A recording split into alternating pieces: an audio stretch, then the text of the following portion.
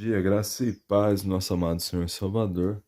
Estamos começando mais um comentário de maravilhosas espadas, maravilhoso armamento. Graças ao bom Deus, eu tenho lido essa Bíblia aqui, eu terminei de ler de Romanos Apocalipse. Nossa, é uma ferramenta indispensável. Desculpa a voz estranha, semana até os vídeos que eu gravei dela, tô gripado ainda. E aí, essa voz de besouro.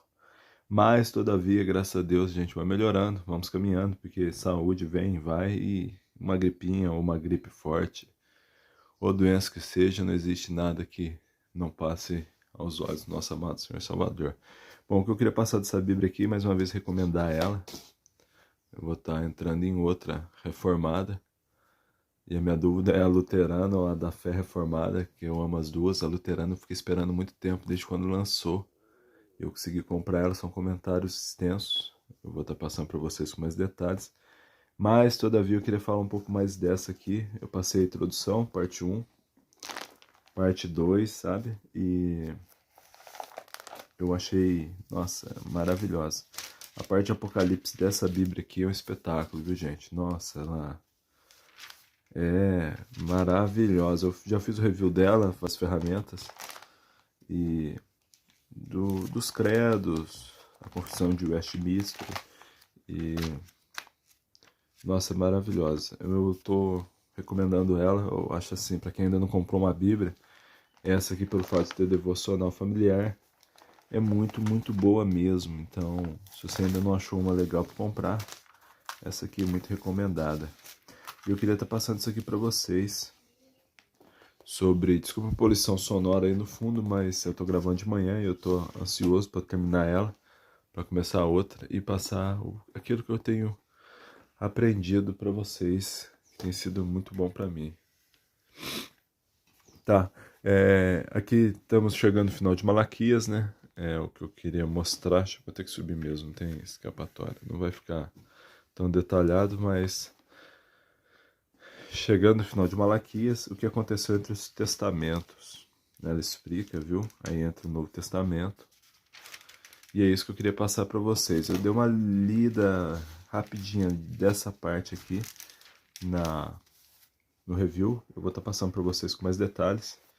Mas só para vocês entenderem, eu gostei muito das explicações dela. Tanto a introdutória quanto o meio e tudo. Os detalhes. Nossa, maravilha. É um armamento aí que não pode faltar. E devocional, né? Para quem lê pouco a Bíblia também. E o que é uma pena, mas ela sempre vai estar trazendo a parte família, né? Pensamentos para devoção pessoal em família. Dá para acompanhar. O Bi, ele ressalta muito o culto familiar, né? É uma coisa fenomenal para quem puder fazer no culto familiar, não perder um dia sequer. Ele vem de origens que a gente diz puritano, né?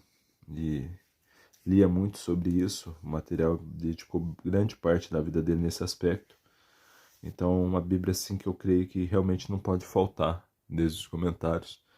Até mesmo na defesa do Evangelho, Paulo Júnior gosta muito dela, tem dado estudos do Apocalipse sobre ela. Não que eu faça parte da igreja, afinal de contas eu sou de Minas Gerais, só faço parte da igreja maior, né? Que são várias etnias, né? E várias partes do mundo para Nova Jerusalém. Mas vamos lá. Introdução aos Evangelhos e Atos. O Novo Testamento começa com os 4 Evangelhos e Atos.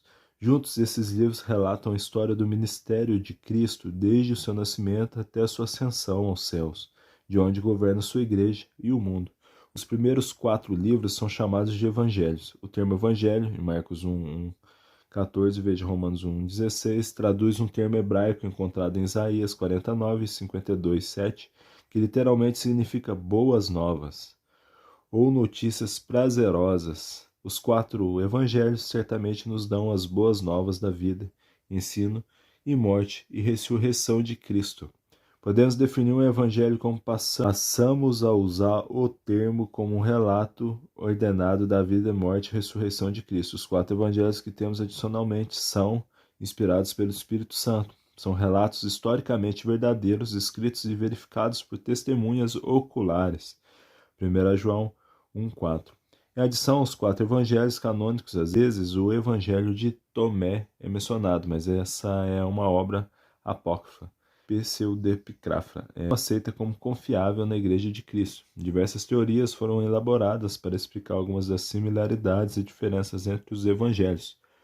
Os estudiosos notaram em especial as similaridades entre Mateus, Marcos e Lucas, de forma que eles têm sido chamados de evangelhos sinóticos, sinopses. Literalmente, ver juntos. Os estudiosos elaboram complexas teorias de interdependência.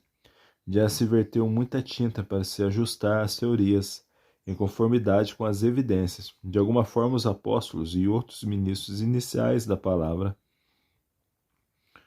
sem dúvida, conferiram os fatos entre si. Veja Lucas 1:2. Entretanto, as similaridades entre os evangelhos se devem ao fato de que são relatos de testemunhas oculares ou baseado em testemunho ocular, e de que o Espírito inspirou os autores a escrever como o fizeram. As diferenças de estilo e ordem entre os evangelhos têm a ver com o fato de que os autores foram levados a lidar com o material de modo diferente, de acordo com seus objetivos e como testemunho ocular que chegou até eles.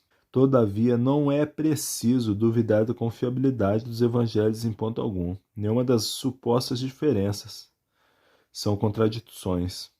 Uma boa harmonização dos fatos tem sido proposta para cada aparente dificuldade. De fato, a veracidade das escrituras se torna mais clara por haver 4 testemunhos escritos sobre a vida, ensino e morte e ressurreição de Cristo. Ao invés de diminuir a confiabilidade dos relatos, os multiformes testemunhos da verdade de Cristo tiveram um efeito positivo por todo o mundo.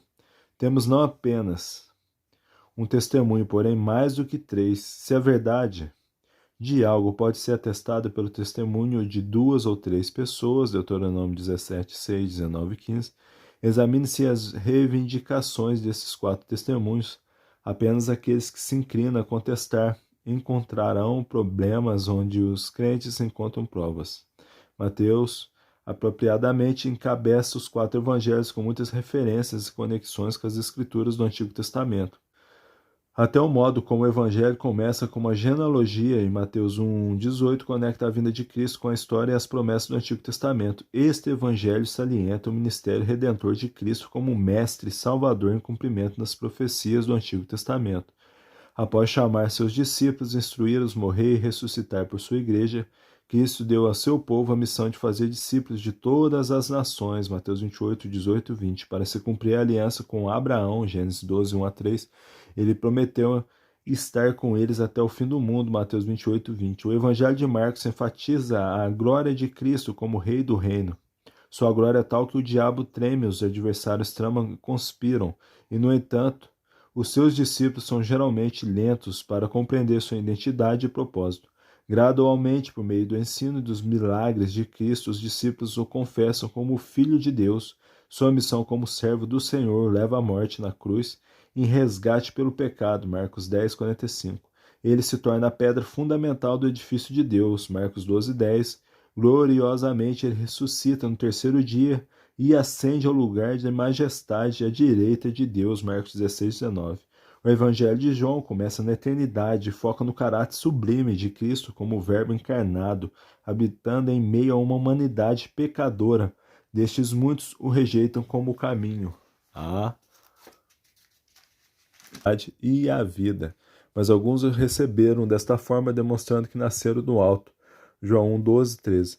A glória de Cristo se manifesta nos 7 milagres ou sinais que João seleciona, assim como nos discursos celestiais que ele registra. Sua morte na cruz visa agradar o Pai e atrair muitos para si mesmo. João 12:23-34.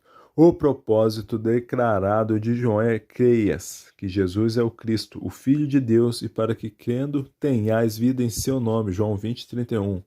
Em termos da textura histórica do Novo Testamento, Lucas e Atos são uma importante coleção em 2 volumes. Essencialmente, essa obra de 2 volumes dá ao Novo Testamento sua infraestrutura histórica básica. Sob a inspiração do Espírito Santo, Lucas organizou a história da vida e da obra de Cristo em 2 fases principais. Uma que culmina na sua ascensão, Lucas, e outra que relata todos os eventos que ocorreram subsequentemente e fruindo dela, Atos. Em seu evangelho, o médico Lucas descreve a função redentora pela qual Cristo vive, ministra e morre, consumando a redenção em Lucas 1, 68 e 75. Em Atos, ele mostra como Cristo aplica a redenção consumada para salvar muitos de Israel e das nações, reunindo uma igreja para si designada para a vida eterna. Atos 2,47. Os eventos registrados em Lucas Atos cobrem quase 70 anos em nossa melhor conjectura.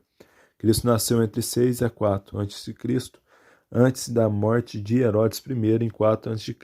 Atos termina enquanto Paulo ainda está na prisão. Provavelmente no início da década de 60 depois de Cristo, sabemos bastante sobre a história da Judéia nesse período, principalmente a partir de Joséfo, o historiador judeu. Tal como muitas eras de história política, essa foi a época de intrigas, lutas pelo poder, assassinatos, conspirações, ambições que geram decepção. A ascensão de Herodes e sua família gerou um marcante pano de fundo para a vinda de Cristo. Herodes era um idumeu ou edomita, um descendente de Esaú. A proeminência que Roma decidiu lhe dar representava tudo o que o mundo oferece. Após sua morte em 4 a.C., a família herodiana continuou a manter o poder sobre as províncias judaicas.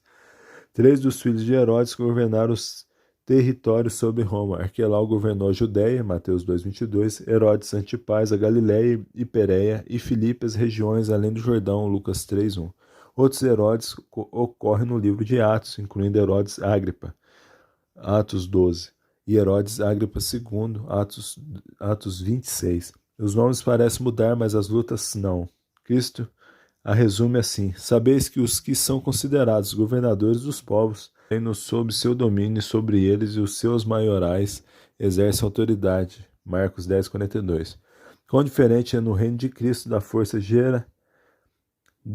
geratriz de Jacó, e não de Esaú. Cristo veio como Deus encarnado. Não buscou sua própria vontade, mas sim a do seu Pai. Seu reino foi glorioso, embora tenha tido um início humilde. Ele era manso e deu descanso a muitos. Mateus 11, 28 a 30. Sua obra levou ao triunfo final, não sobre inimigos políticos e forças naturais, mas sobre forças sobrenaturais e inimigos demoníacos. Entretanto, o caminho para essa vitória se deu por meio da morte, a morte do mediador designado por Deus, Cristo Jesus, o Senhor. Os evangelhos são verdadeiramente história, contudo, são mais do que uma história, graças a Deus. Ele nos apresenta a obra de redenção divina por meio de Jesus Cristo. Isso verdadeiramente são boas novas. Bom, como eu disse, essa Bíblia é maravilhosa. A editora Mundo Cristão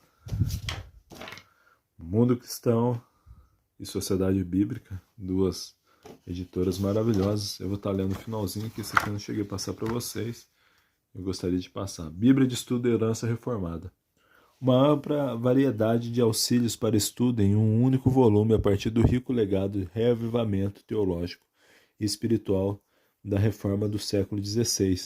Coerente com a tradição reformada, a Bíblia de Estudo e Herança Reformada apresenta o texto sagrado e uma tradução fiel aos originais, cuidadosamente explicado em seu contexto e com destaque para seu propósito. Com aplicações devocionais, o livro bíblico foi bem pesquisado, as principais doutrinas cristãs explicadas, 20 séculos de história da igreja foram resumidos de modo didático, e os grandes credos, confissões, catecismos foram incluídos para consulta. Cada capítulo da Bíblia tem notas para devoções pessoais e familiares para aplicar a palavra para a vida cristã. Principais recursos: pensamentos para devoções pessoais e familiares no final de todos os capítulos, artigos sobre como viver a vida cristã, 71 artigos doutrinários, milhares de notas de estudo com referências cruzadas integradas, apresentações para cada seção e cada livro da Bíblia, concordância, mapas coloridos, plano de leitura diária, panorama da história da igreja, credos antigos, confissões, catecismos com introduções. Viu, gente? Para quem puder e quiser uma Bíblia espetacular, essa aqui é uma ótima espada, esse aqui é um ótimo armamento.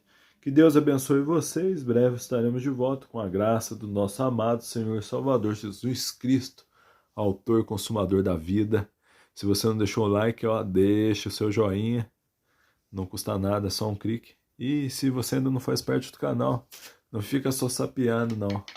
Se inscreve lá, tem muita coisa boa por aí. Breve estaremos de volta com mais material. E bora pra caminhada, bora pra luta. E vamos degustar o melhor dessa vida. Como diz em Apocalipse, doce é o paladar, amargo é o estômago. Pois a palavra de Deus é doce, mas ela mostra e esqueleta a nossa alma, que é o pecado, e por isso se torna amarga. Mas vamos caminhar na graça do Evangelho e conhecer mais o Senhor Salvador. Como diz o Evangelho, meu povo perece, porque não conhece as Escrituras. E vamos então conhecer, vamos estudar, vamos gastar tempo, afinal de contas temos o privilégio de poder ler a Bíblia, a palavra de Deus, e é uma essência, uma caminhada aí fundamental. Graça e paz, Deus abençoe vocês.